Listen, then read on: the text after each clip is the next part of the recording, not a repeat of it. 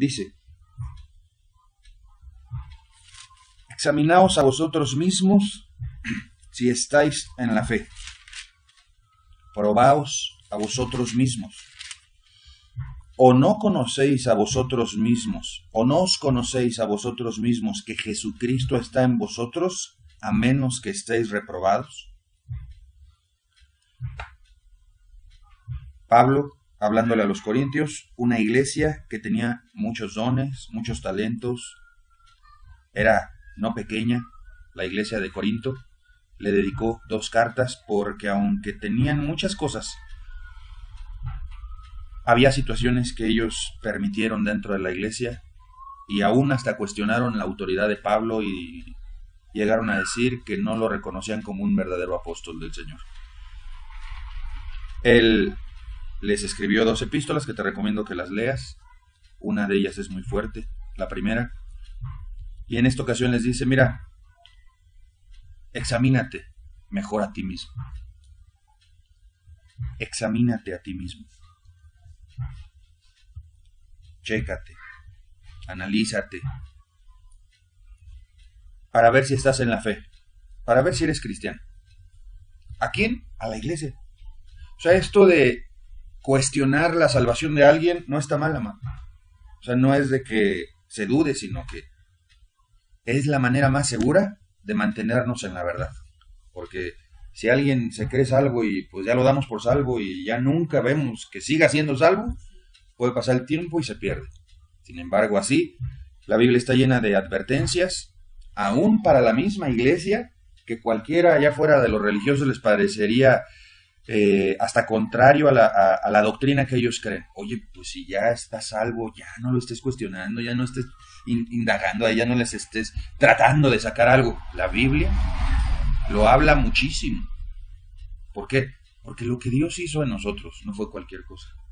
Y como Dios, Jesús sabe que la salvación en cualquier momento podemos entibiarnos, podemos apagar lo que Él hizo en nosotros, podemos desviarnos, podemos caer, podemos apostatar de la fe, podemos perdernos. Por eso en toda la Biblia hay amonestaciones. Examínate a ti mismo, ten cuidado, ay de ti. ¿Sí me explico? O sea, porque como Él valora muchísimo más que tú la salvación, ¿a ti qué te costó? ¿Arrepentirte? ¿Creer? ¿Negarte a ti mismo? ¿Tomar tu cruz? ¿Seguirlo? ¿Restituir al agraviado? ¿Pedirle perdón a los que ofendiste? ¿Eso te costó? A Él le costó su vida, golpes, escupidas en la cara, 6 horas clavado. ¿Quién valorará más la salvación de tu alma? Él. Como Él la valora más, por eso, cuando alguien la obtiene, el que más le preocupa que no la pierda es Él. Y te instruye y te pone personas que estén sobre de ti y que van a ser como piedras en tu zapato, porque para Él es muy valioso. A Él le costó. Entonces, no se preocupen si constantemente, ¿cómo estás? Y que no te vas a sentir más de, pues, ¿qué desconfías de mí? No, es que no quiero que te pierdas. Es que en un minuto te puedes perder, más de un día para otro. ¿Cuántas cosas pueden pasar? ¿Amén? ¿Sí? Porque a lo mejor vas a decir, oye, pues ya una enseñanza, otra ayer, hoy otra vez, que nos chequemos bien. Pues que no nos cree, pues es que yo no conozco el corazón. Y si vamos a la Biblia, si tiene las características que la Biblia dice, estás del otro lado. Si no las tienes, espántate, preocúpate. Amén. Probaos a vosotros mismos. Examinaos, dice primero, después probaos. Vamos a orar. Padre, gracias, Señor, por la oportunidad de reunirnos hoy nuevamente. Y queremos pedir que sea tu Espíritu Santo el que venga a escudriñar cada corazón aquí presente, Señor. Ven, por favor, Señor. Ven, pon en balanza, examina con linterna, Señor, cada vida, cada corazón. Sé tú el que apruebes o el que desapruebes, Señor. Eso es lo que queremos, Señor. ¿De qué sirve que un grupo nos dé la luz verde o el buen punto de vista o que nos dé el pase, Señor. ¿De qué sirve que un hombre nos diga? Queremos que seas tú por medio de tu palabra el que nos digas si estamos en ti, si estamos en la verdad, si somos cristianos verdaderamente, si hemos nacido de nuevo, si estamos en la fe. Queremos que seas tú, no la opinión de un grupo, no la opinión de un hombre, de un líder, sino tú por medio de tu palabra. Porque de esa forma estaremos seguros de que sí o seguros de que no. Eso es lo que queremos, Señor. Gracias por tener cuidado de nosotros para no engañarnos, Señor. Porque tú no quisiste venir, Señor, a formar un grupo multitudinario. Tú dijiste que donde estuvieran 2 o 3, Señor. Tú viniste a este mundo y dijiste, si alguno quiere venir en pos de mí. Tú no viniste a llamar multitudes, viniste a llamar personas, individuos. Gracias, Señor, por el cuidado que tienes. Ayúdanos hoy a lo que estudiaremos, Señor, en el nombre de Jesús. Amén. Amén. Segunda de Corintios 13:5. Examinaos. Del griego peirazo, acento en la A, que significa probar, que significa escudriñar, que significa disciplinar, que significa incitar. Parafraseado sería, pruébate a ti mismo. Escudriñate tú mismo. Escudriñar, examinar. Examinar no es una auscultación sencilla. Si tú quieres saber si tienes cáncer, no basta con que el doctor te cheque, sino que necesitas hacerte unos exámenes. ¿Sí?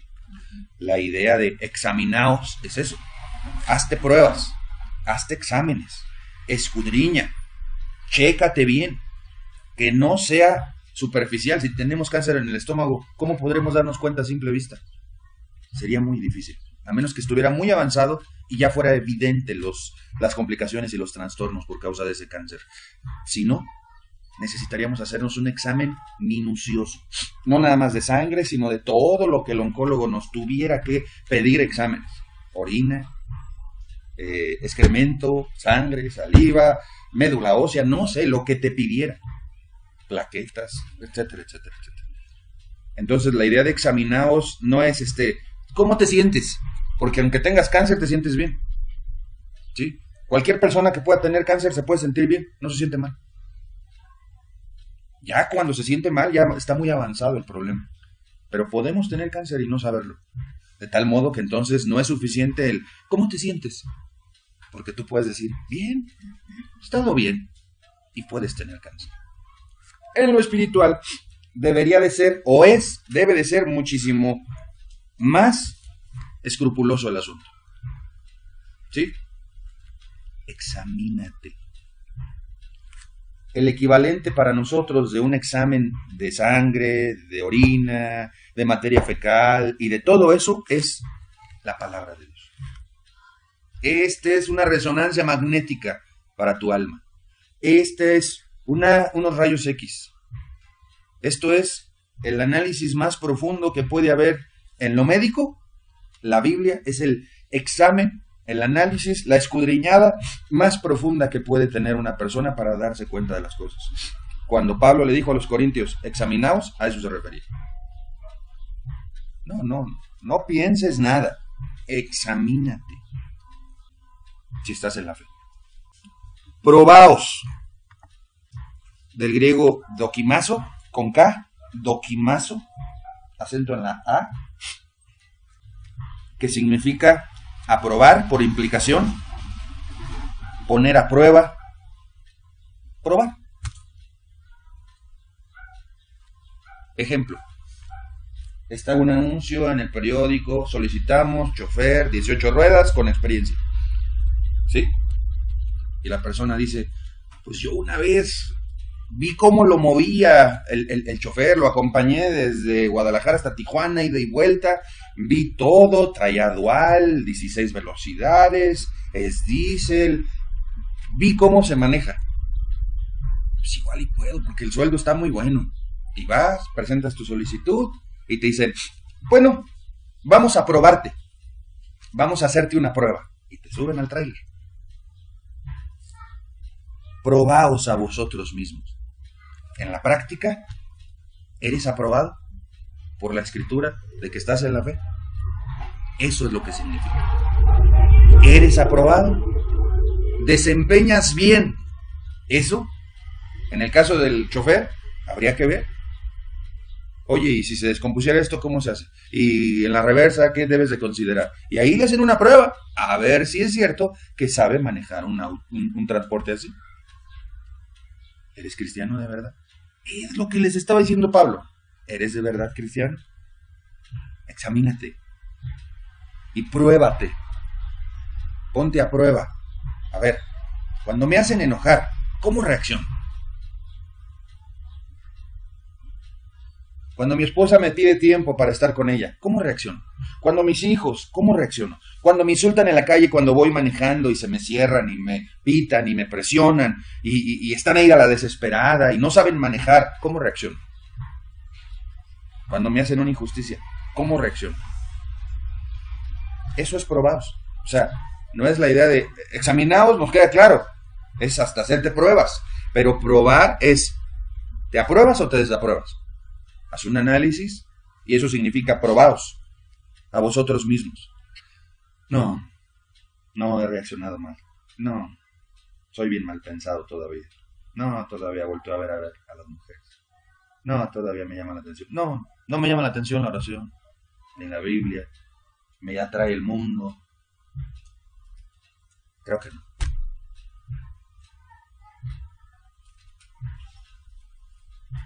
¿O no os conocéis a vosotros?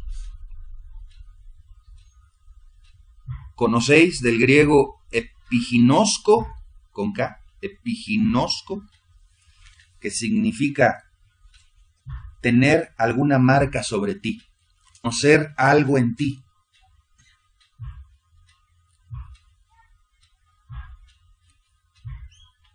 Estar familiarizado con eso.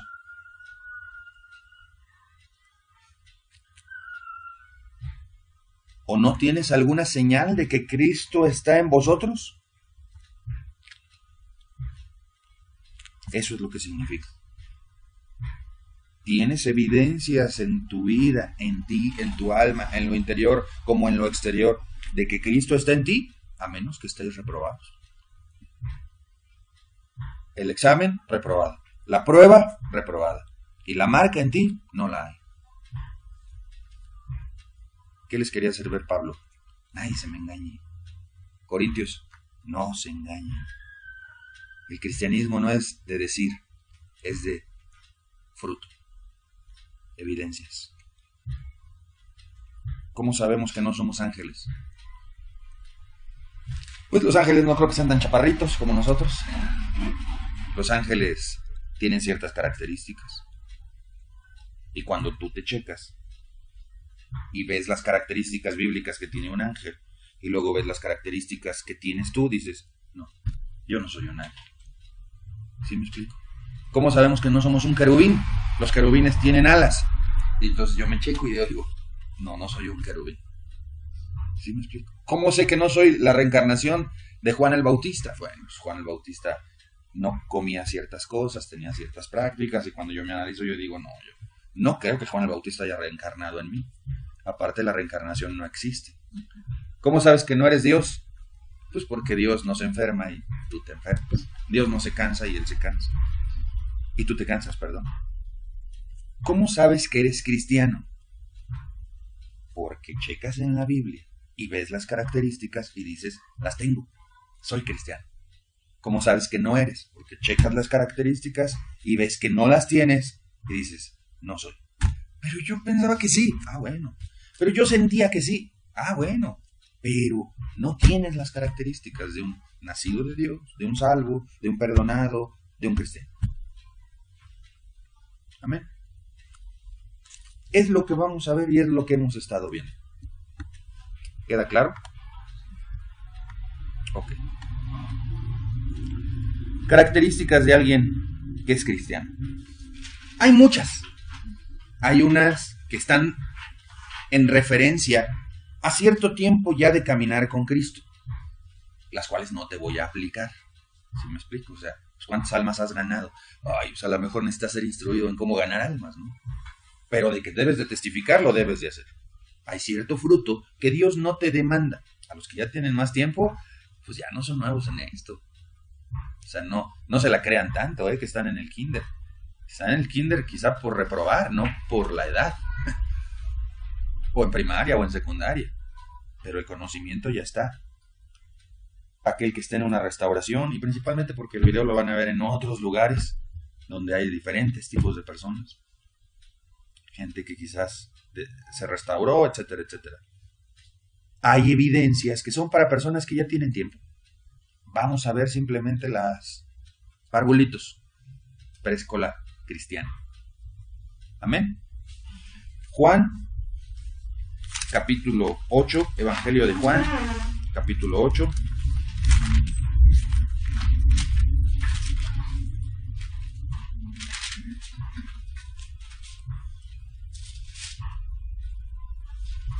Versículo 34.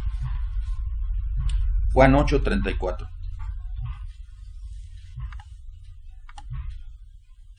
Jesús les respondió: de cierto os digo, que todo aquel que hace pecado, que comete pecado, que peca, hacer implica una obra, realizar algo, una acción que es contraria a la voluntad de Dios, es pecado.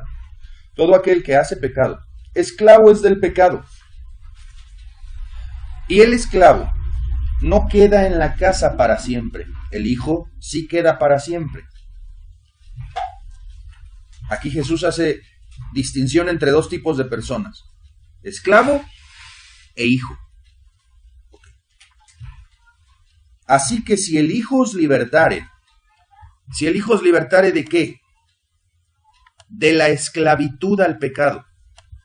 Viene hablando Jesús que el que hace pecado, esclavo es del pecado. Y dice el 36, así que si el hijo os libertare, ¿de qué? De esa esclavitud a pecar. Amén.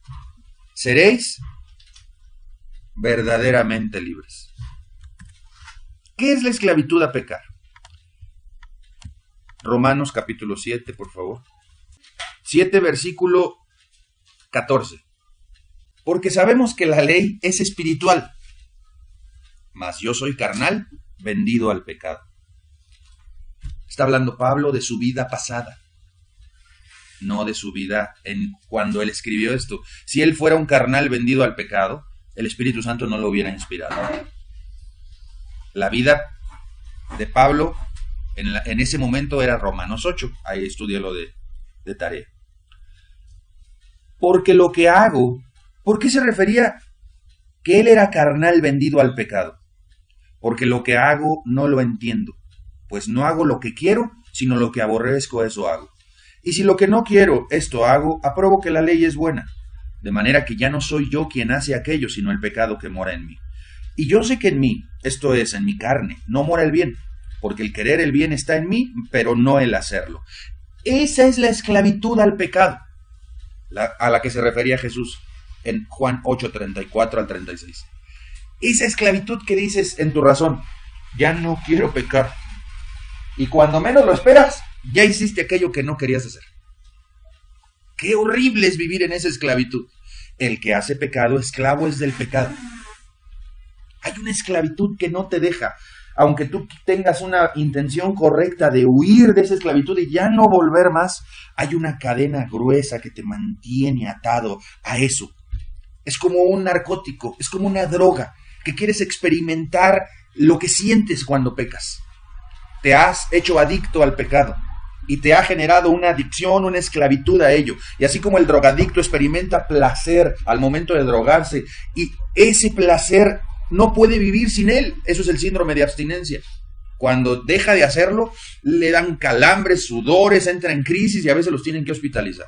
Porque es esclavo, es dependiente de eso que hace. El pecado es un narcótico más fuerte que cualquier droga. Y más los pecados sexuales. El placer que experimenta la amargada odiando es peor que la cocaína. El placer que experimenta el lujurioso viendo a las mujeres es peor que la cocaína. El placer que experimenta el fornicario, el borracho, el que fuma, el que miente, el que ve la tele, el adicto al fútbol, al cine, es peor que cualquier narcótico. Y no puede dejar esa esclavitud. Y yo sé que en mí, dice el 18, esto es, en mi carne, no mora el bien, porque el querer el bien está en mí, pero no el hacerlo. Porque no hago el bien que quiero hacer, sino el mal que no quiero hacer, eso hago. Versículo 20. Y si hago lo que no quiero, ya no lo hago yo, sino el pecado que mora en mí. Así que queriendo yo hacer el bien, hallo esta ley, que el mal está en mí.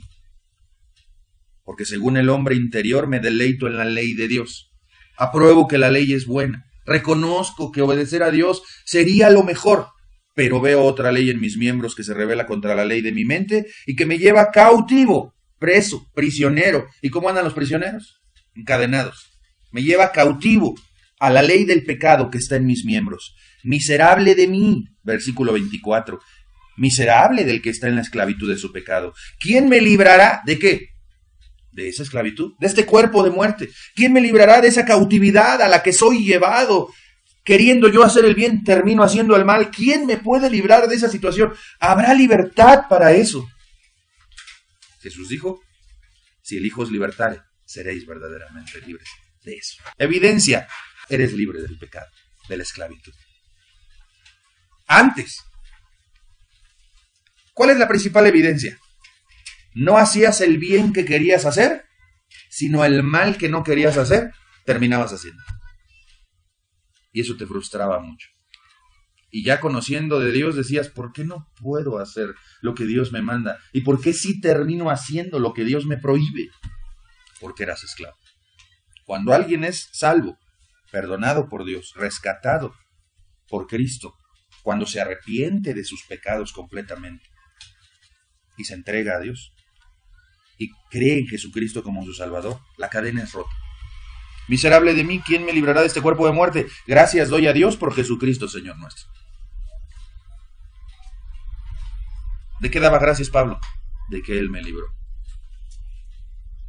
Después lo que dice, así que yo mismo con la mente sirvo a la ley de Dios, mas con la carne a la ley del pecado, se refiere al contexto del que venía hablando. Romanos 8.1 dice, ahora pues, ninguna condenación hay para los que están en Cristo Jesús, los que no andan conforme a la carne, sino conforme al Espíritu, y empieza a describir lo que ya es una experiencia cristiana. Después lo analizamos. O estúdialo tú, es otra evidencia. El Espíritu mismo da testimonio a nuestro espíritu de que somos hijos de Dios. Otra evidencia, todo lo que te ocurre es para bien ahora. Antes, todo lo que te ocurría mal era para mal. Ahora, hasta lo malo, le das gracias a Dios y dice, Señor, con un propósito tú estás permitiendo estas cosas. Esa es una evidencia de que Dios ya hizo un cambio en tu vida. Amén. La cadena del pecado ha sido rota, amados.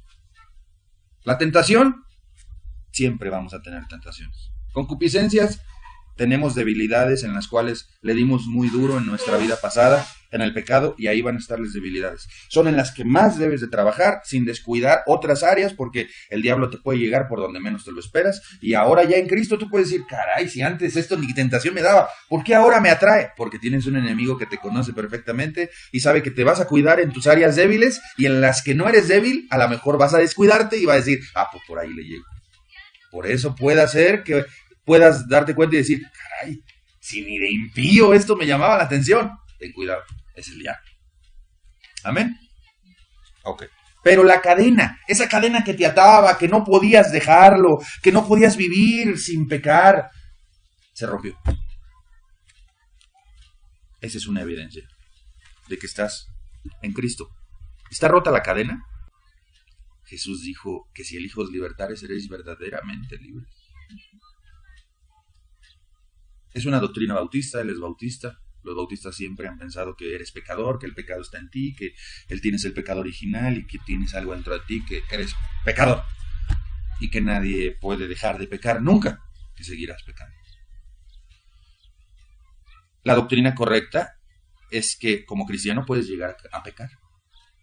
Es una verdad y ahorita la vamos a analizar. No nos adelantemos. Bueno, Juan Carlos, no te adelantes. ¿Es posible esto? Romanos 6:15 nos dice la respuesta. Romanos 6:15 dice, ¿qué pues? Pecaremos. Es pregunta. ¿Pecaremos porque no estamos bajo la ley sino bajo la gracia? En la enseñanza de ayer veíamos que una evidencia de estar bajo la gracia es que el pecado no se enseñorea de ti, sino que tú te enseñoreas del pecado. Pero ahora, como te lo había dicho, muchas veces las personas usan la gracia como libertinaje, como ocasión para la carne.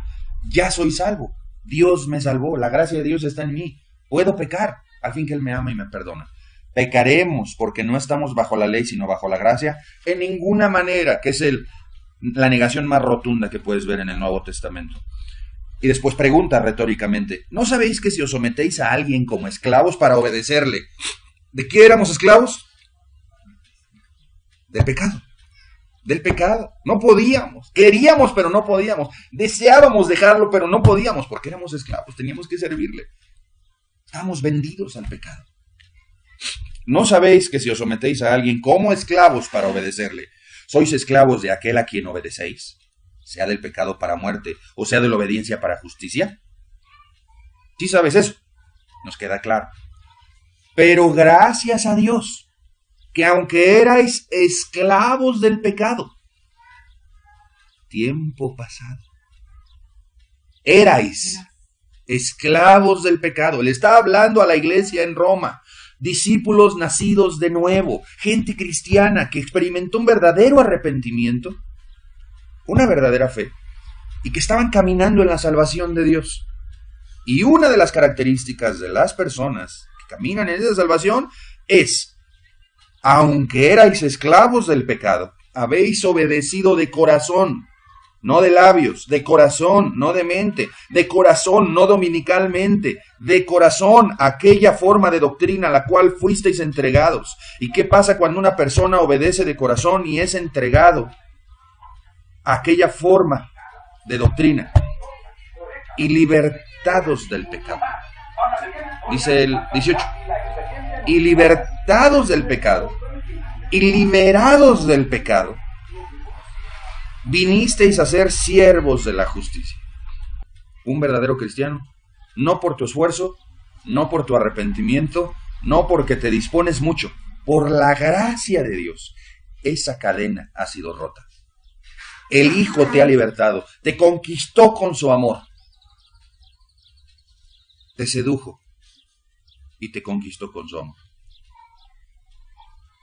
Amén. Entonces, ¿es posible? Pues la Biblia dice, y libertados del pecado, vinisteis a ser siervos de la justicia. Ya no esclavos del pecado, sino ahora esclavos ¿de qué? De la justicia, de lo que es justo, de Dios. Esclavos de Jesucristo. Amén. Mateo, capítulo 7, versículo 16. Por sus frutos los conoceréis. ¿Acaso se recogen uvas de los espinos? La respuesta es no. ¿O higos de los abrojos? La respuesta es no. Así como no se recogen uvas de los espinos, y así como no se recogen higos de los abrojos, todo buen árbol da buenos frutos. ¿Sí? ¿Eres cristiano? No puedes dar pecado si eres cristiano. Pero el árbol malo no puede dar buen fruto, da malos frutos. No puede el buen árbol dar malos frutos, ni puede el árbol malo dar frutos buenos. Todo árbol que no da buen fruto es cortado y echado en el fuego. Así que, por sus frutos los conoceréis. Una persona que es cristiana da buenos frutos, frutos de justicia. Y alguien podría decir, pues sí doy, gracias a Dios, buenos frutos. Ok. También una persona que es cristiana no da malos frutos. Porque quedarnos con dar buen fruto, puede que sí los haya. Pero lo que Jesús está enseñando es, no te conformes nada más con la mitad. Pues sí doy buen fruto. Ok. También, ¿ya no das mal fruto? Esa es la evidencia. En otras palabras, antes, amados, no queríamos nada con Dios y sí queríamos con el pecado. No queríamos nada con Dios ni con sus mandamientos, pero sí queríamos con este mundo. ¿Cuál es la evidencia ahora? Que dentro de ti hay algo que cambió. Ya no quieres con el pecado, ahora quieres con Dios. Los mandamientos te eran aborrecibles, decías, mandamientos. Quizás hasta cuando llegaste, y en este caso para los nuevos, decías,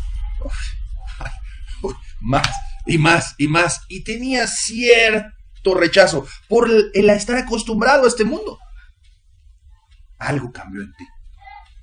Ahora ya te llama la atención lo de Dios y ya no quieres con el mundo ni con el pecado. Ahora ves los mandamientos de Dios diferentes, ya no los ves como algo, ay, qué tedioso, qué pesado, qué aburrido, sino como algo tan interesante, tan atractivo, que te ha traído satisfacción a tu vida, que te ha enseñado, que te ha instruido, que te sientes muy a gusto de conocer la ley de Dios, cosa que hace algunos meses era lo menos que querías hacer, acercarte a la ley de Dios.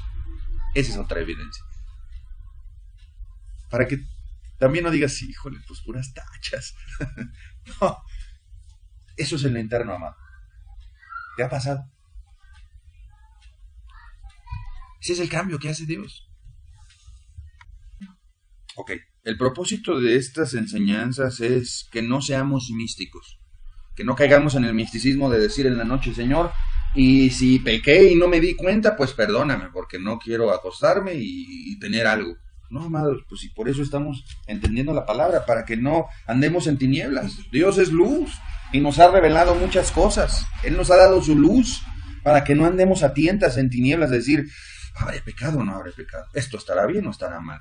Híjole, ¿estaré bien con Dios o no? Ese es el propósito de estas enseñanzas. Porque dice la Biblia que el miedo en sí ya lleva castigo. Lo podemos estudiar después. Y que donde hay temor, pues hay algo que no está bien. Y que que el amor echa fuera, el perfecto amor echa fuera el temor.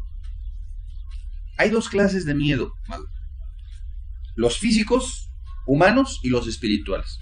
¿Cuáles son los físicos humanos? A las ratas, a las arañas, a las alturas, a muchas otras cosas, ¿no? Al mar, que te salga un tiburón por andar viendo películas de tiburón. Esos miedos naturales, y hay miedos espirituales. A la muerte, por ejemplo.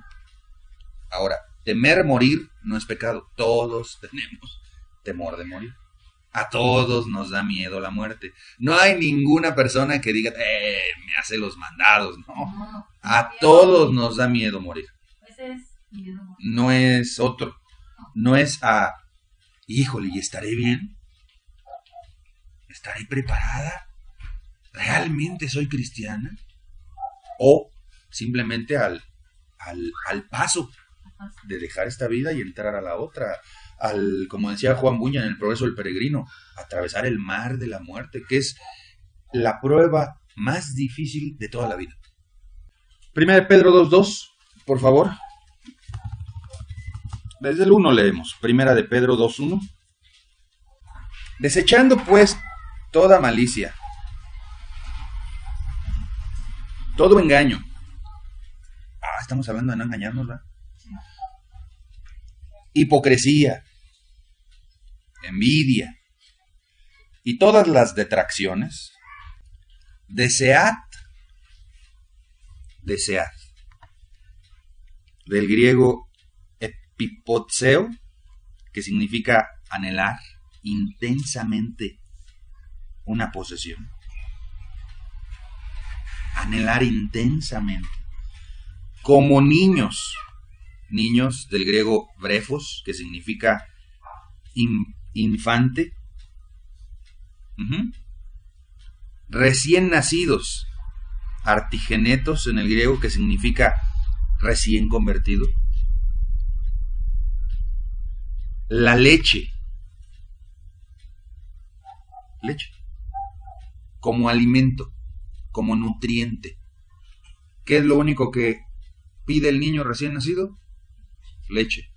Pide por favor, dice la palabra, es innato. La característica de alguien que está recién nacido y vivo es que le ponen el pezón cerca de la boca y como desesperado en el desierto que no ha tomado en semanas. ¿Quién le enseñó eso? Es innato. Es natural en un recién nacido. Okay. De esa misma manera, lo natural en un recién convertido en un niño es que busque el alimento espiritual en su vida. ¿Qué puede entrar ahí? Lee la Biblia, el recién nacido. Busca a Dios en oración. Le encanta estar en las reuniones. ¿Cuándo habíamos pensado que nosotros íbamos a perder el tiempo de reunirnos los domingos ahí 3 horas, arriesgándonos hasta que nos regañe nuestra familia porque fanáticos, o sea que no puedes faltar ni un día o qué? Espérate, pues si nada más es una reunioncilla. No entienden. Ahora Dios ha cambiado nuestra perspectiva. Eso es desear, anhelar con intensidad algo. La leche, lo que te nutre, lo que te da el crecimiento. Los bebés no toman otra cosa, solo leche. En la leche están todos los nutrientes que necesitan para crecer, para desarrollar lo que ya no desarrollaron en el vientre materno, para los huesos, para todo lo que necesitan, está en la leche. Tú, como recién nacido, por decirlo así, como una persona que tienes poco de haber nacido, los nutrientes, a eso se refiere la leche. Todo lo que necesitas para nutrirte debidamente en lo espiritual, y lo cual no debe de estar adulterado, para que crezcas. Esa es una característica de un recién nacido. Lo deseas con intensidad. O sea, no es de que, ay, la Biblia, bueno, está bien. No, hay un deseo puesto por Dios. Natural. La naturaleza cambió, amado. Así como antes decíamos, la novela está bien emocionante. Se quedó súper emocionante ayer. Y era un deseo intenso que decíamos, no, a ver, tranquilos, voy a ver mi novela. Nadie se me ponga enfrente. ¿Sí me explico? Nadie me saque de esto. Para mí esto es, ay, lo deseo intensamente. Va a jugar las Chivas contra no sé quién. ¿Sí no, y es una intensidad que dices, chelas, que no falte nada, botana, todo bien, un ambiente padre. Oye, habrías de buscar a Dios. Ya vas a empezar. Espérate, hombre. ¿Sí me explico? Algo que tú deseabas, porque era tu naturaleza pecaminosa. Buscabas, anhelabas con intensidad el pecado. Ahora, lo espiritual. Esa es una evidencia. La Biblia, la oración, las reuniones, esta reunión. Me da gusto que ayer les dije y nadie puso cara. Qué bueno. Yo pensé que iban a decir, mejor ya hasta el miércoles, ¿no? Qué bueno, me da gusto. Me da gusto. Antes te juntabas con tus amistades ¿a qué? A chismear, a vivorear a los demás, a hablar de otros, a mentir, a ver la tele, a ver una película, a la murmuración. Ahora procuras reunirte para otras cosas, las pláticas son diferentes, el tema es Dios. Bueno, pues es evidencia. Amén. Deseas, anhelas con intensidad la leche espiritual no adulterada. El apóstol Juan era uno de los 12, el más joven de los 12. Se le conoce como el apóstol del amor, porque en el Evangelio habla mucho del amor y en esta epístola, principalmente, habla muchísimo del amor. Es la persona que más habla del amor en toda la Biblia. Muchísimo. Y en el Evangelio, es un Evangelio que va, principalmente el propósito del Evangelio de Juan era para que creáis en Él y que creyendo tengáis vida en su nombre, vida eterna. Ese es el propósito del Evangelio de Juan. Se le conoce como el Evangelio del amor y es importante entender esto porque muchas veces la gente dice, oye, pero si Dios es amor. Sí, y por amor. El apóstol Juan escribió estas palabras, por amor a nosotros. Ok. Dice el versículo 5, Este es el mensaje que hemos oído de él y os anunciamos. Dios es luz. Dios es luz. Y no hay ningunas tinieblas en él. ¿Qué significa? Que Dios, la luz, resplandece, ilumina en las tinieblas. ¿Sí? Cuando tú estás en tinieblas y Dios viene a tu vida, ya no estás en tinieblas. Así de fácil. La luz de Dios que Él nos ha dado en cuanto a lo doctrinal, en cuanto al entendimiento de las escrituras, enseñanzas, el misterio del reino de los cielos que nos ha sido revelado por Cristo, la salvación del alma. Dios es luz. Y la manera de vivir de Dios es en la luz, en la verdad, en la justicia, en la santidad, en la compasión, en la paciencia, en la misericordia, en las virtudes espirituales de justicia. Y no hay ningunas tinieblas en él.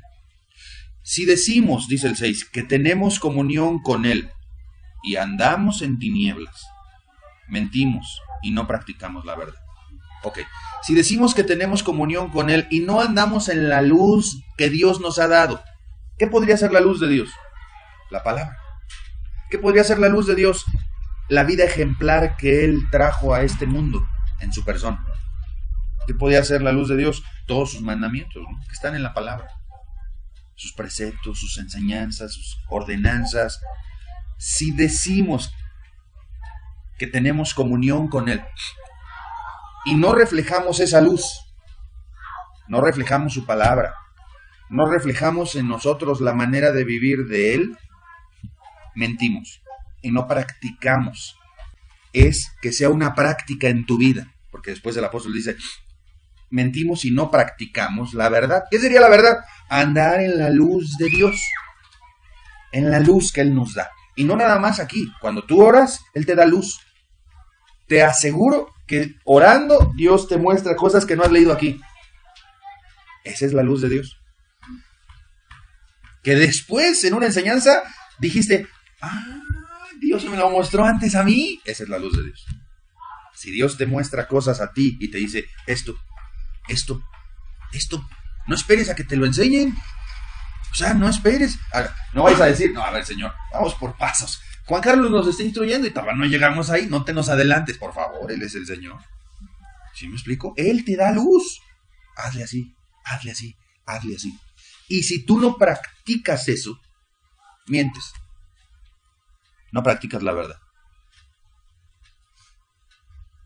Amén.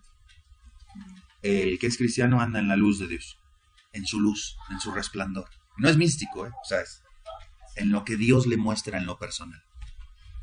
En oración, en la escritura, con una predicación, haciendo misericordia, no sé. Amén. Pero si andamos en luz, como Él está en luz, en ese camino de justicia, de santidad, etcétera, etcétera, tenemos comunión unos con otros, y la sangre de Jesucristo su Hijo nos limpia de todo pecado. Entonces la característica del versículo 6, ¿cuál es? Andamos en luz, andamos en la luz de Cristo, en la luz de Dios. Amén. Porque de lo contrario mentimos y no practicamos la verdad.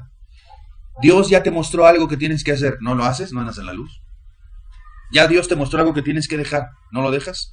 Pero no es pecado. ¿Y eso qué? Dios te lo está pidiendo. Dios va a empezar a pedirte cosas que no son pecado. Esto.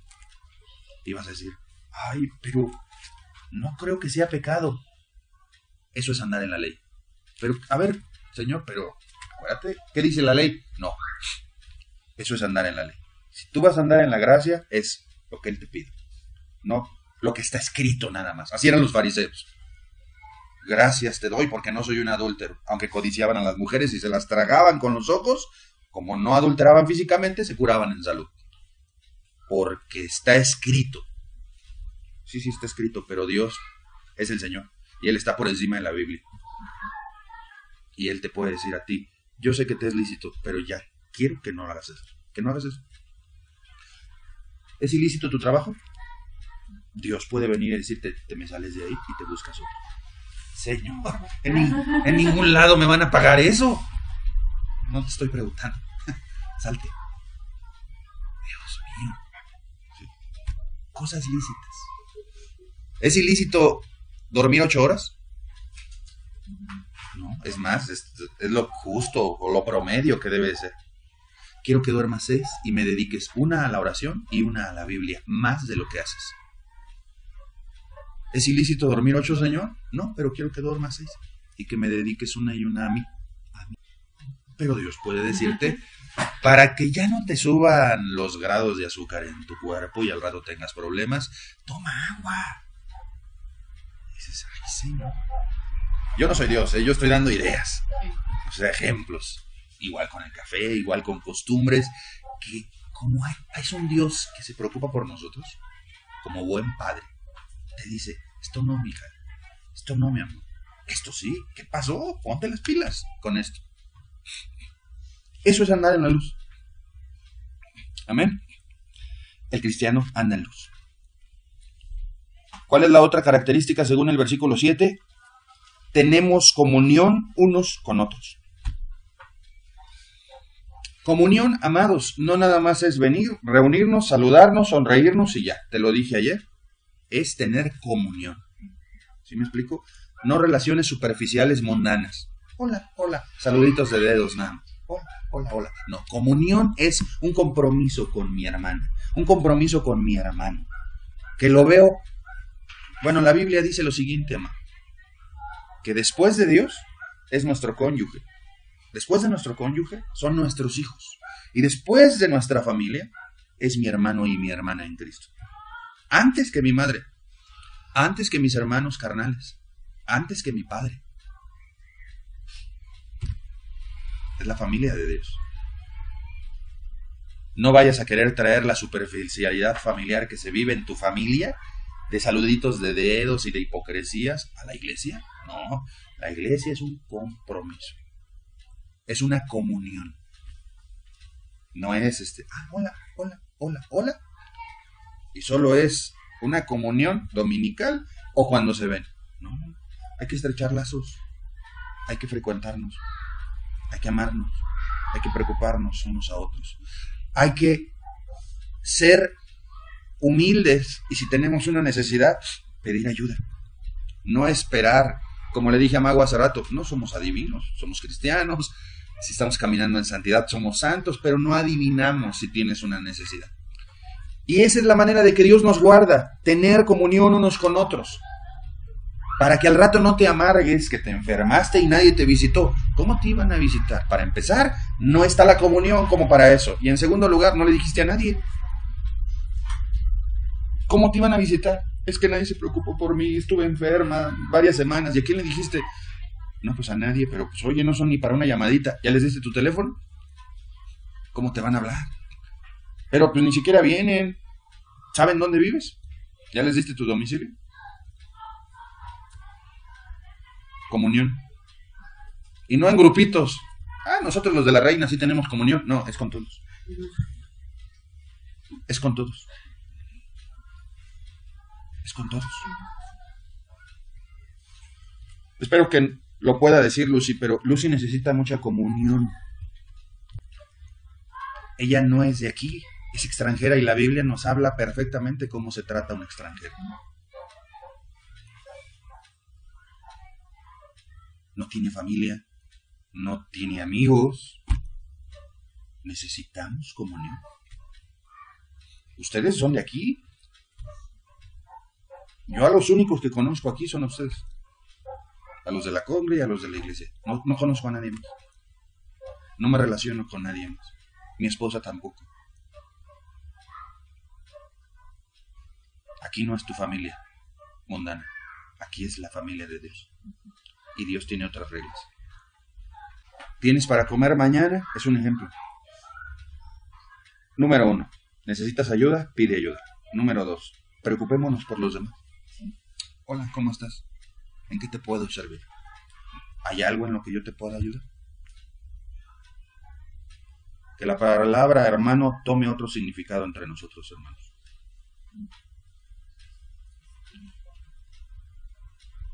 ¿Quién ha ido a ver a Cintia para empezar? No me contesten, por favor. ¿Quién ha estado preocupado por ella? ¿Quién la ha ido a visitar, a reconvenirla, a decirle? Capítulo 2 de Primera de Juan, donde estamos. Hijitos míos. Qué lindo apóstol, ¿verdad? Ya estaba grande. Estas cosas os escribo. El apóstol Juan, inspirado por el Espíritu Santo, entendió de parte del Dios eterno, que fue quien lo inspiró. Ok. Estas cosas quieres que las escriba, Señor, para que los hermanos de la iglesia no pequen. Estas cosas os escribo para que no pequéis. ¿Cuál es la voluntad de Dios? Que no pequemos, que andemos en sus estatutos por amor y que no lo ofendamos con una desobediencia. Y si alguno hubiere pecado, abogado tenemos para con el Padre, a Jesucristo el justo, y Él es la propiciación por nuestros pecados, y no solamente por los nuestros, sino también por los de todo el mundo. ¿El cristiano verdadero puede llegar a pecar? Sí. Nada más que este es el texto favorito de los religiosos que dicen, tengo un abogado, ¿no? Puedo pecar con tranquilidad porque tengo un abogado, Jesucristo el justo. Nada más que no les gusta leer el versículo anterior que dice, estas cosas os escribo para que no peques. ¿Que parecería una contradicción? No. Es contradicción para el perverso que quiere seguir en sus pecados y no quiere honrar a Dios con su vida. Pero para el que sí quiere honrar a Dios con su vida, este texto no lo tergiversa, no lo malinterpreta, lo entiende en el Espíritu de Dios, que fue el que inspiró a Juan, y dice, me queda claro, la voluntad de Dios es que yo no peque, pero Dios en su amor nos da luz y nos dice, hijitos, si alguno hubiere pecado, un verdadero cristiano, un hijito, alguien de la iglesia puede llegar a pecar, hijitos.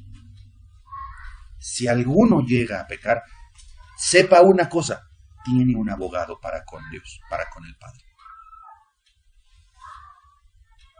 El que realmente es cristiano no agarra esto como un pretexto de decir, o sea que sí se puede. No, entiende el espíritu de lo anterior. Dios quiere que no peque, pero también Dios me quiere informar una cosa. Como humano, puedo llegar a fallar. Y si llegara a fallar, tengo un abogado para con el Padre. Y es particular que dice, si alguno hubiere pecado. No, como todos pecan, ¿verdad? Y esa es la iglesia universal. No dijo el apóstol Juan, pues como todos pecamos, hermanos, abogado tenemos. No, si alguno entre ustedes llegara a ese momento trágico de volver a desobedecer a Dios, que sería una tragedia, así como les he explicado de los aviones. Los aviones tienen la posibilidad de caerse y estrellarse, y cuando ocurre es una tragedia. ¿Se estrellan diario? Un avión comercial en México hace años que no se estrella. ¡Años! Se acaba de estrellar uno, pero allá por Asia. Pero en México, años hace que un avión comercial con 70, con 100 pasajeros no se estrella. ¿Pero se puede llegar a estrellar? Sí, y sería una tragedia. Igualmente la vida del cristiano es así. ¿Puede llegar a caer? Sí, y sería una tragedia. Pero, ¿cae diario? ¿Cae a cada rato? No. Pero sí puede llegar a caer. Si se descuida, etcétera, etcétera, etcétera. Y si llegara a ocurrir eso, la característica de un verdadero cristiano es que sabe una cosa. Puede ir con su abogado llamado Jesús, con la cara avergonzada, con mucho pesar, con arrepentimiento, con un quebranto, con un dolor en su corazón de haberle fallado nuevamente a su Señor, pero sabe que no todo está perdido, que tiene un abogado y que Jesucristo el justo es la propiciación por nuestros pecados, que tenemos nuevamente que arrepentirnos de ese pecado y creer que en la cruz Jesús pagó por ese pecado también. Igual que cuando nos convertimos, solo por ese pecado. Amén. El verdadero cristiano, si llegara a caer, el Espíritu Santo lo redarguirá le va a redarguir, no le va a dejar en paz, no lo va a dejar tranquilo en su pecado, te hará sentir mal, te reprochará, te dirá, estás mal, tienes que arreglarlo, tienes que pedir perdón, tienes que ponerte a cuentas, tienes que humillarte, tienes que restituir al agraviado, salud, y tienes que confesar tu pecado, si es necesario, con los hombres y con Dios. Y aquí yo sí te voy a pedir una cosa, amado, y ponla por obra, por favor. Te voy a suplicar transparencia. Si llegas a caer en algo, acércate, por favor. Arréglalo, pero confiésalo. Un verdadero cristiano no tiene empacho en confesar sus pecados con Dios, ni con un ministro, porque sabe que es para cuidar de su alma. ¿Amén? ¿Queda claro esto? Sí. Un verdadero cristiano puede llegar a pecar. ¿Es la práctica? Pero puede pasar. El ejemplo de los aviones es particular. Es exacto, amado. ¿Por qué los aviones, aunque hay la posibilidad de que caigan, no caen a cada rato? Porque las empresas dueñas de la marca de los aviones, la aerolínea, está preocupadísima. ¿Te imaginas lo que significaría que un avión de Mexicana, bueno, ya de Mexicana no existe, de Aeroméxico se estrellara? Hace poquito sí leí una nota de que tuvieron que regresar un avión que acababa de despegar porque tuvo un problema. ¿Eso qué producen los clientes? No, pues mejor Interjet o mejor Volaris. ¿Quién sabe qué rollos puedan traer? Es descrédito.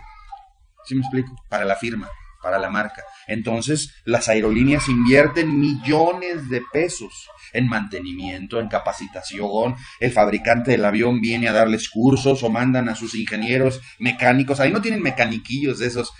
Ahí se va, pues ponle una mexicanada ahí para que quede. No, ahí los controles de calidad en cuanto a la supervisión de un avión son estrictos, muy estrictos, porque va de por medio su marca, su empresa, el prestigio de la aerolínea y principalmente las vidas de los pasajeros.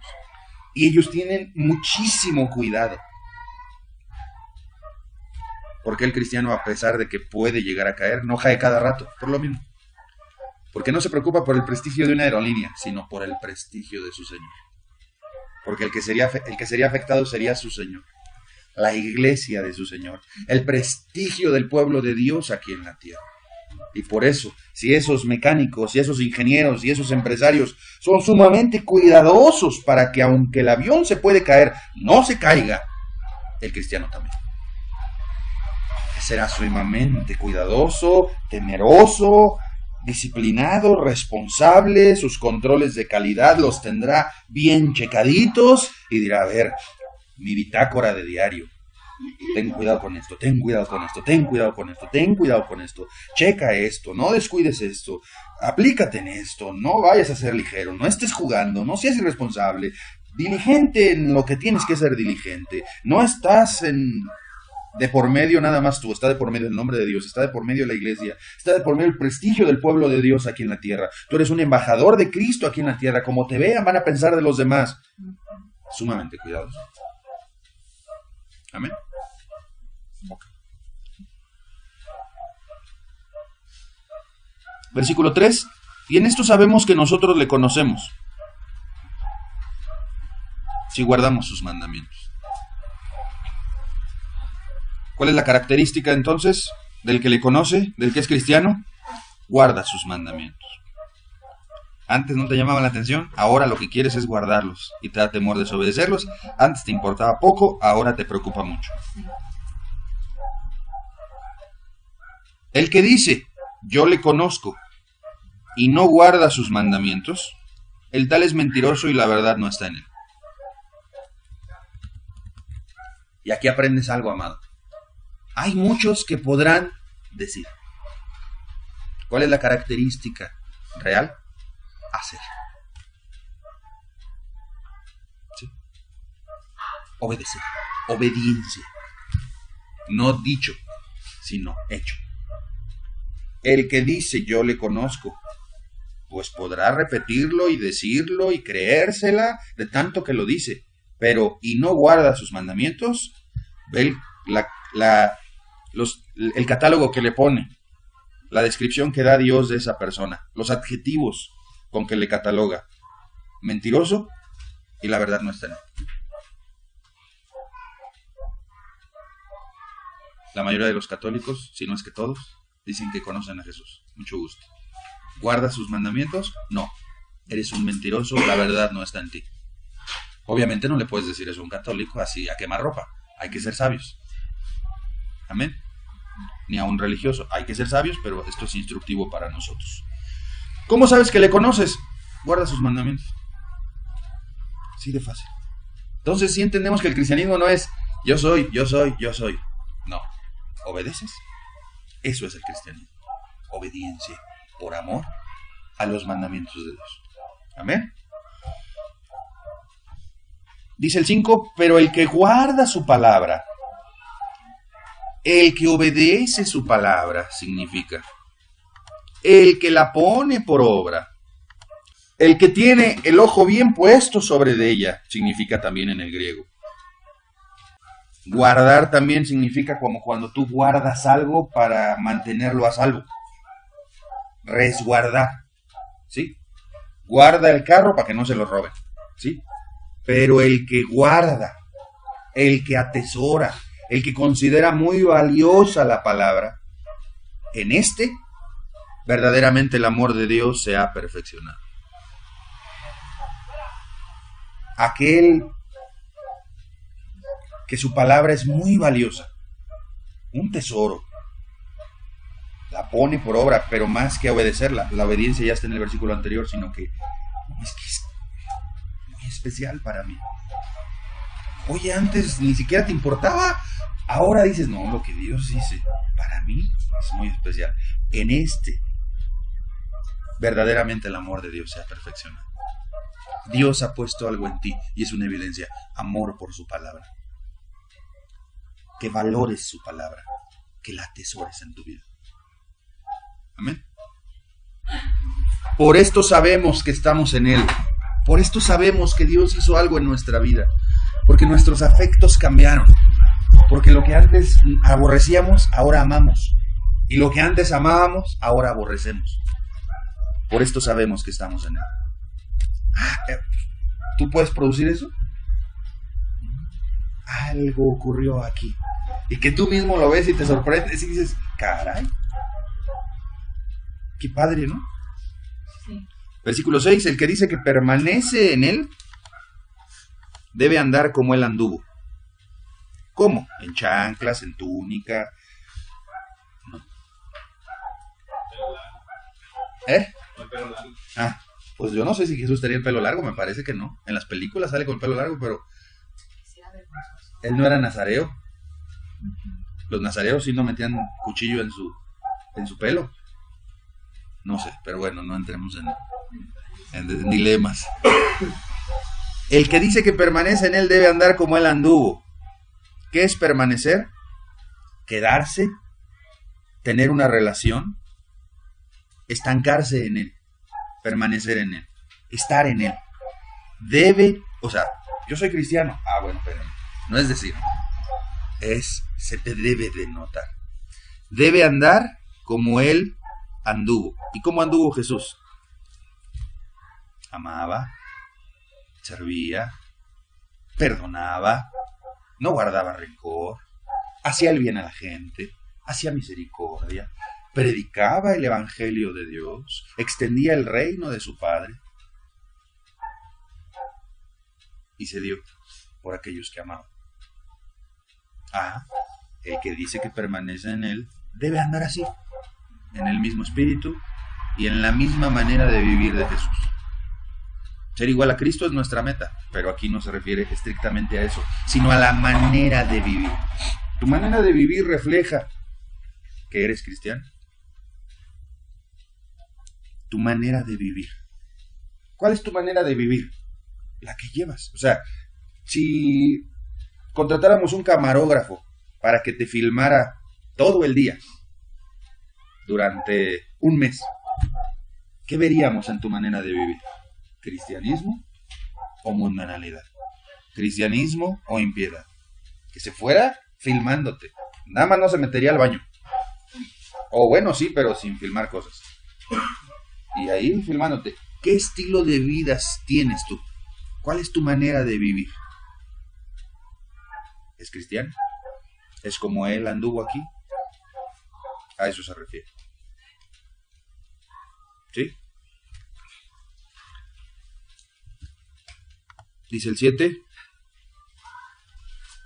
Hermanos, no os escribo mandamiento nuevo, sino el mandamiento antiguo que habéis tenido desde el principio. Este mandamiento antiguo es la palabra que habéis oído desde el principio. Sin embargo, salud, os escribo un mandamiento nuevo, que es verdadero en él y en vosotros, porque las tinieblas van pasando y la luz verdadera ya alumbra. Otra característica, el que dice que está en la luz, y aborrece a su hermano, está todavía en tinieblas. La palabra aborrecer, ¿qué significa? Aborrece, detesta, persigue, por extensión, ama menos. Sí, porque alguien puede decir, no, pues si soy cristiano yo no aborrezco a nadie. ¿Sí me explico? No es de que odies a alguien. No, yo no odio a nadie. No. Sino que eres indiferente con alguien. Pues, mientras más lejitos mejor. Me da igual. Pues eso no es amor. El que dice que está en él, en la luz, y aborrece a su hermano, está todavía en tinieblas. Aborrecer es no amar como se debe. ¿Con cuántas personas Jesús habrá experimentado el sentimiento de decir, como que no me cae bien? O que haya visto a alguien y hubiera dicho, no me cae. No sé, pero como que no me cae. ¿Con cuántos Jesús habrá sido así? Con nadie. Bueno, ese es un lujo que no nos podemos dar nosotros. No puede haber nadie en este mundo con quien digas, no sé por qué, pero no me cae. Eso déjaselo al mundo. Eso no es de cristiano. Dios nos manda a amar a todos. A nuestros enemigos.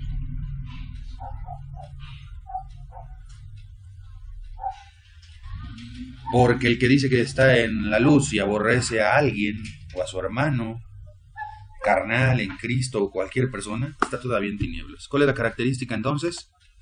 No aborrece a nadie, no ama menos a alguien, ama a todos. Ama en verdad.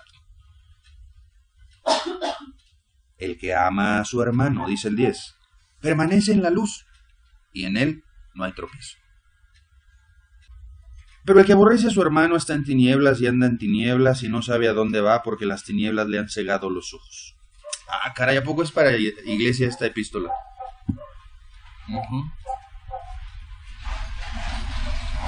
¿Puede alguien, habiendo sido verdadero cristiano, caer en esta situación solo por dejar de amar a su prójimo? Sí.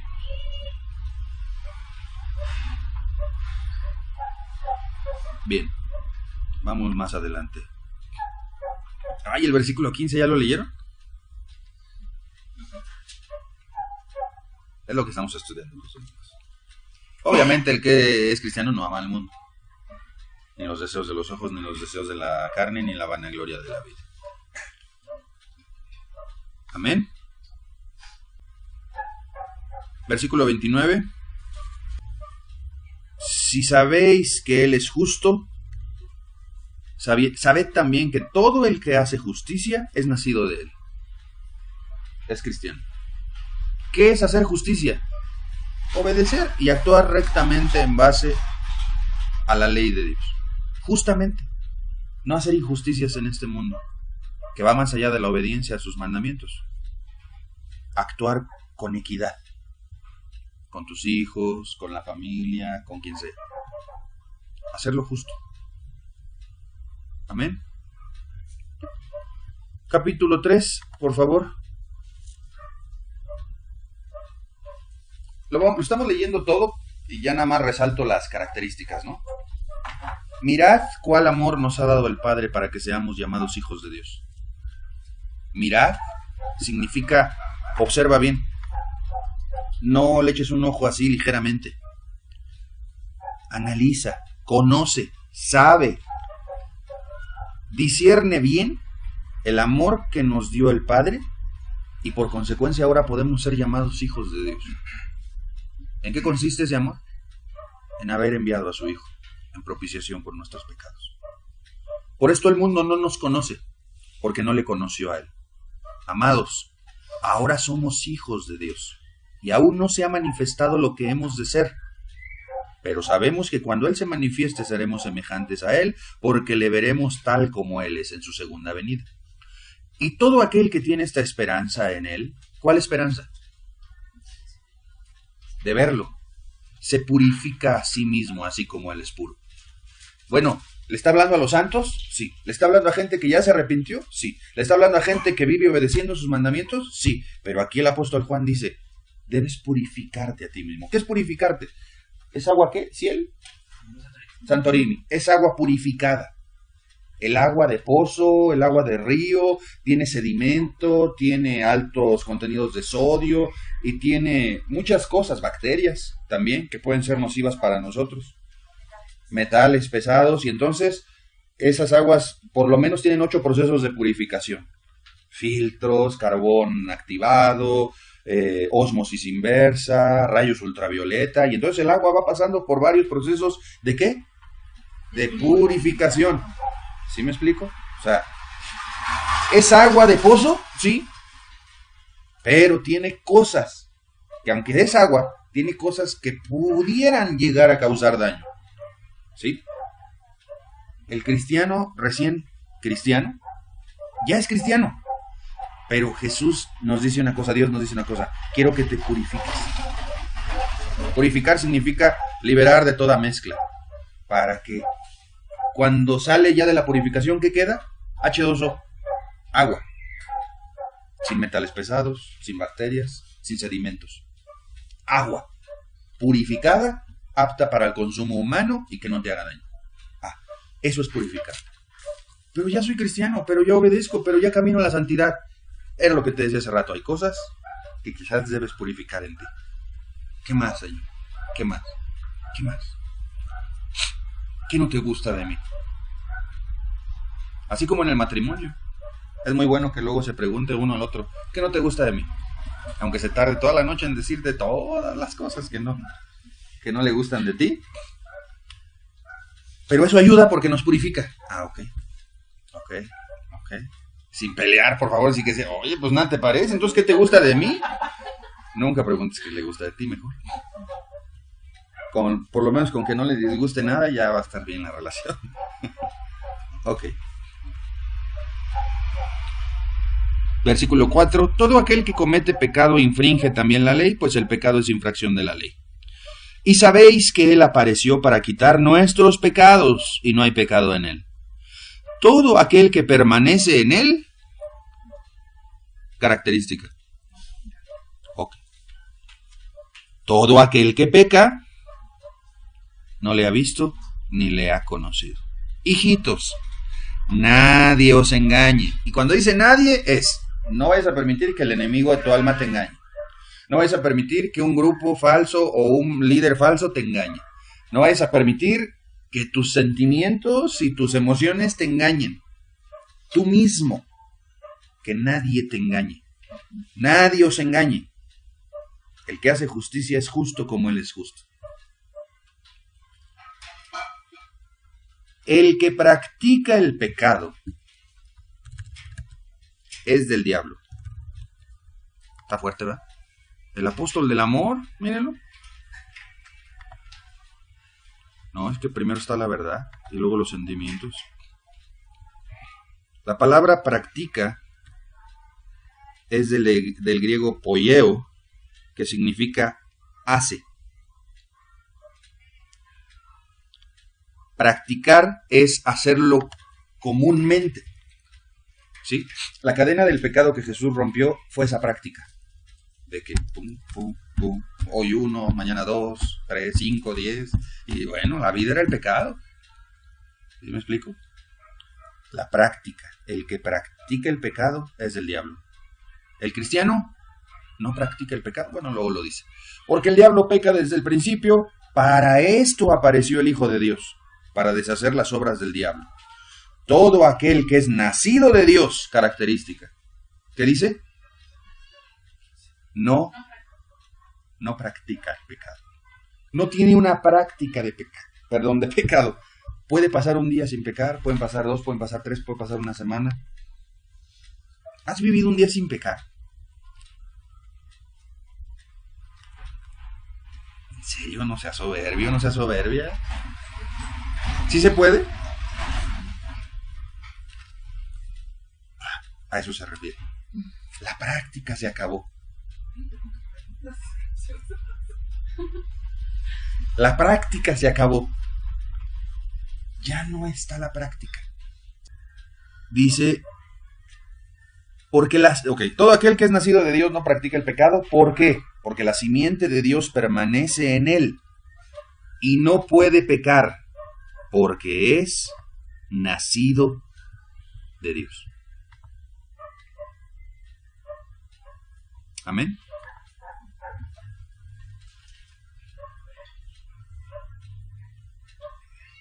La esencia de Dios permanece en él. En esto se manifiestan los hijos de Dios. No, que el apóstol del amor, bueno. Y los hijos del diablo. Versículo 10. En esto se manifiestan los hijos de Dios y los hijos del diablo. ¿En qué? En eso. El que practica el pecado es del diablo. Es de este mundo. No ama a Dios. Todo aquel que no hace justicia y que no ama a su hermano, otra vez el hermano, otra vez el amor, no es de Dios. El rasgo inequívoco, amados, que lo vamos a ver en un estudio aparte, es el amor. Amén. Porque este es el mensaje que habéis oído desde el principio, que nos amemos unos a otros. No como Caín, que era del maligno y mató a su hermano. ¿Y por qué causa le mató? Porque sus obras eran malas y las de su hermano justas. ¿Por qué menciona a Caín? Cuando Dios le preguntó a Caín, ¿dónde está tu hermano? ¿Qué contestó Caín? ¿Acaso soy guarda de mi hermano? Ah, bueno. No debemos ser como Caín. Entonces, si no debemos de ser como Caín, ¿cuál debería ser nuestra actitud? Yo soy guarda de mi hermano. ¿De quién es responsabilidad, Marisol? De nosotros. Jorge, de nosotros. Yo, de ustedes. Miguel, de nosotros. Somos guarda de nuestros hermanos. No seamos como Caín, amado. ¿Yo qué? Oye, fulana. No sé por qué se me viene a la mente. ¿Quién sabe? Ya no quiso venir. No debemos ser como Caín. Debemos ser guarda de nuestro hermano. Custodio. Vigilante. Policía. Cuidado. No. Espérate. No. Ese pantalón está muy apretado. Esa falda. Cruzas la pierna y... ¿qué pasó? Ese escote. Se te ve la rayita aquí que se hace. Eso no está bien. Debemos de ser guarda de nuestro hermano. No como Caín. ¿Por qué llegaste tarde? ¿En amor? No, es que fíjate. Ah, bueno. Casi más te vale. Pero si fue... ay, pues... ¿y notas negligencia y responsabilidad? ¿Qué pasó? No está bien. Aguas. Ten cuidado. Eso no le gusta a Dios. Eso es ser guarda de nuestro hermano. Cuidarlo. Cuidarle las espaldas. No como Caín. Soy guarda de mi hermano, yo no lo voy a estar cuidando. Ya está grande, él se puede cuidar solo. Esa es la actitud de Caín. Yo debo cuidar a mi hermano. Yo soy guarda de mi hermano. ¡Claro! Con amor, con reverencia, con respeto. No te estás dirigiendo a tu vecino ni a cualquier hombre. Es tu máxima autoridad después de Dios. Un escritor cristiano dice: el esposo es el Señor con S minúscula. Dios es el Señor con S mayúscula. O sea, mi Señor, en el caso de ti, mi Señor y mi Señor. S mayúscula, S minúscula. Sara le decía Señor a Abraham. Y el ejemplo que da no es para que le digas Señor, es para que entiendas con qué respeto se debe tratar al marido. Y no hay que aprovecharnos de eso. ¿Sí me explico? O sea, para que nuestra esposa nos reverencie como un Señor, hay que tratarlas nosotros como dice la Biblia. Y créeme, ellas la tienen más fácil que nosotros. ¿Ok? Amén. Y así nos vamos a cuidar. Así vamos a llegar juntos hasta el final. Si nos cuidamos unos a otros. Si no somos indiferentes. Y hay una enseñanza muy especial para eso. Mateo 18. Que más adelante la vamos a ver. Hermanos míos. 3:13. Hermanos míos, no os extrañéis si el mundo os aborrece. Es un mandamiento, amados. ¿A qué se refiere? Ay, es que ya casi llego a una reunión y me ven como la apestada. No te extrañes. Ay, ahí viene la santa. Ay, ahí viene la hermanita. Ay, ahí viene la... Nada más le faltan las alas.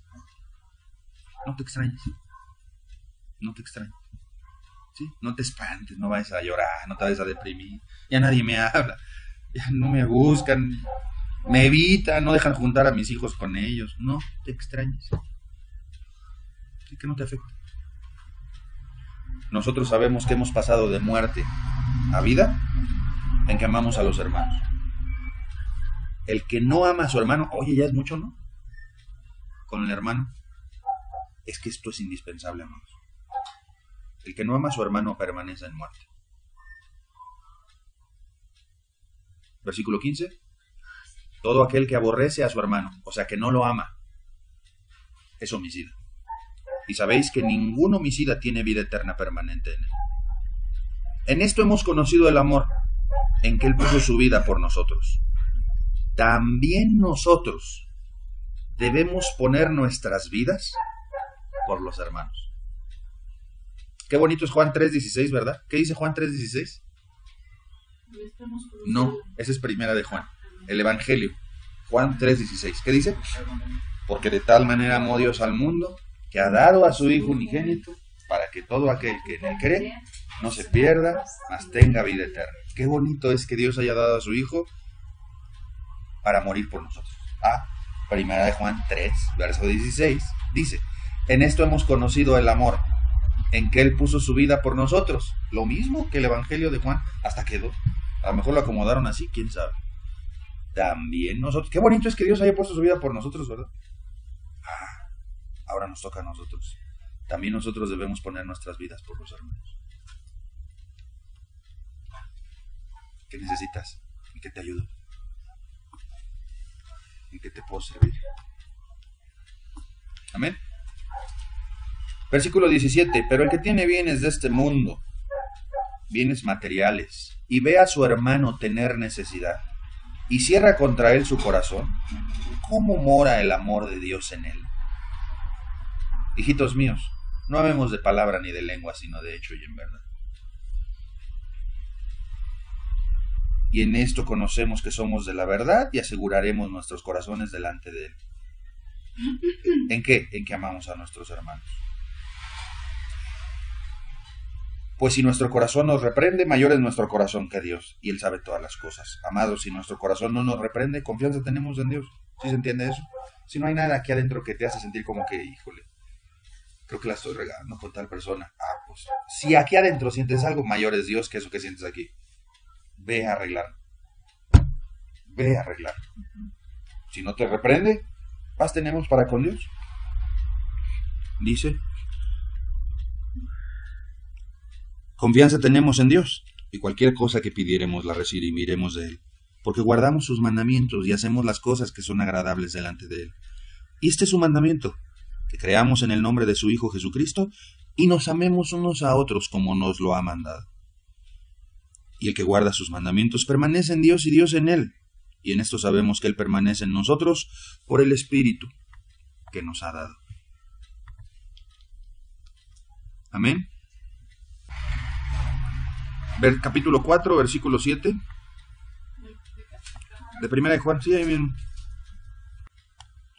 Dice: amados, Amémonos unos a otros porque el amor es de Dios. Ya entiendes por qué es el apóstol del amor, ¿verdad? Todo aquel que ama es nacido de Dios. Vamos a tener un tema aparte para el amor, pero pues es una evidencia. Todo aquel que ama es nacido de Dios y conoce a Dios. El que no ama no ha conocido a Dios, porque Dios es amor. Amén. Primera de Juan 5:18, lo vuelve a decir. Son dos características muy bonitas. Primera de Juan, ¿qué dije?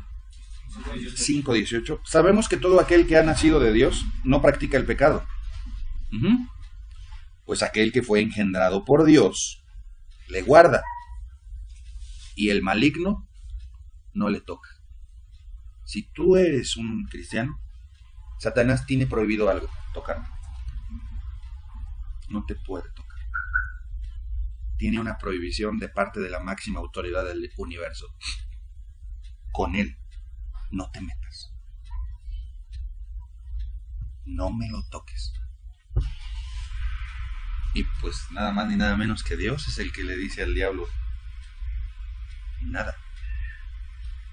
Te podrá aventar un dardo de fuego desde lejos, etcétera, etcétera, tentar, pero tocar nunca. De tal modo que un verdadero cristiano nunca tendrá demonios dentro de sí. Para nada, eso no existe. Dios te guarda. El maligno no te toca. Amén. Son más evidencias, amados. Con esas terminamos el día de hoy. Revisa los textos, analízate. Si hay alguna cosa en la que en estas tres enseñanzas que hemos tenido te diste cuenta de que las cosas, o sea, de que ves las características y dices, tengo algunas, unas no, creo que no. Lo medites, lo reflexiones y te acerques para platicarlo con un servidor o con quien presida en tu lugar. Amén. Y que si las tienes, también te acerques. ¿Sí? Pues necesitamos saberlo. Te doy un texto que te puede servir mucho. Déjame lo busco. Para justificar lo que te estoy diciendo, de que si tienes las características, te acerques para gozarme contigo.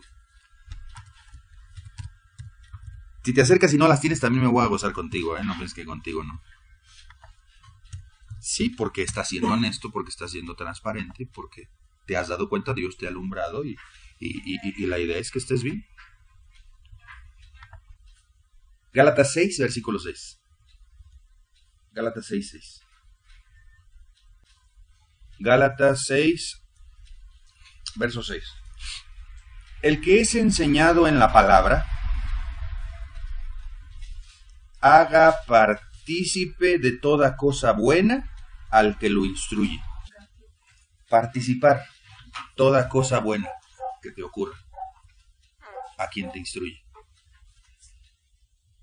¿Por qué? Somos edificados nosotros así. Nosotros también nos debemos examinar y probarnos a nosotros mismos y ver si nuestra función está siendo eficaz, está siendo de provecho, está habiendo fruto en nuestra predicación, en la labor que Dios nos ha encomendado. A lo mejor para ti va a ser una pequeñez, para nosotros no. Para nosotros lo interpretamos de otra manera. Amén. El que es enseñado en la palabra, haga partícipe de toda cosa buena al que lo instruye. A eso se refiere el texto. Haz partícipe de toda cosa buena al que te instruye. Amén. Vamos a orar. Padre, gracias, Señor.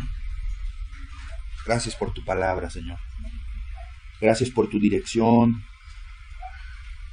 Gracias por todo el cúmulo de luz que tenemos, Señor, para andar en la luz. Gracias porque eres un Dios muy cuidadoso, que no nos dejaste en tinieblas, Señor, que no nos dejaste en ignorancia, que dejaste tanta instrucción para saber si estamos en la verdad o no, para podernos examinar, para podernos probar a nosotros mismos, si estamos en la fe. Gracias, Señor, por el cuidado que tienes de cada uno de nosotros, porque esto es apenas el principio, Señor. Tú tendrás cuidado de nosotros hasta el último día, hasta la hora de la muerte.